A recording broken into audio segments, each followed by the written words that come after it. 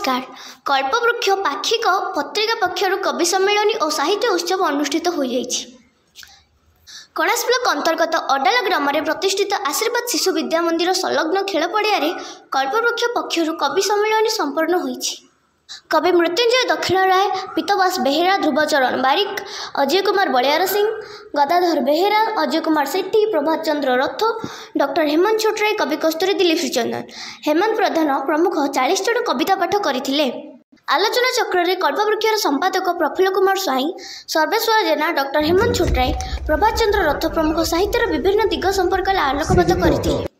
एही सभार अध्यक्षता करथिले कवि कस्तूरी दिलीप श्रीचंदन। 10 पंचायतर 300 ऊर्ध्व छात्र छात्री तथा 500 ऊर्ध्व बुद्धिजीवी जोग देइथिले। कार्यक्रम शेष में सांस्कृतिक कार्यक्रम अनुष्ठित होइतिला।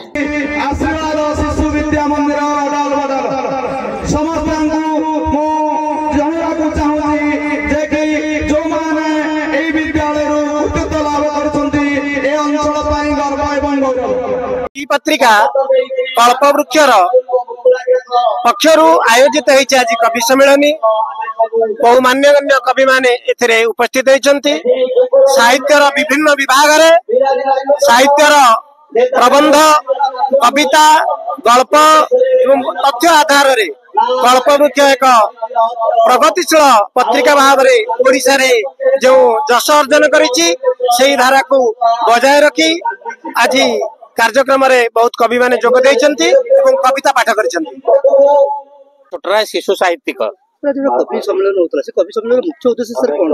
आज जो कवि सम्मेलन एठारे आयोजित होइछि ये अभिभूत करिछि आजिर ए कवि मानकर उपस्थिति एवं अभिभावक अभिभाविका मानकर उपस्थिति, जनसाधारण उपस्थिति।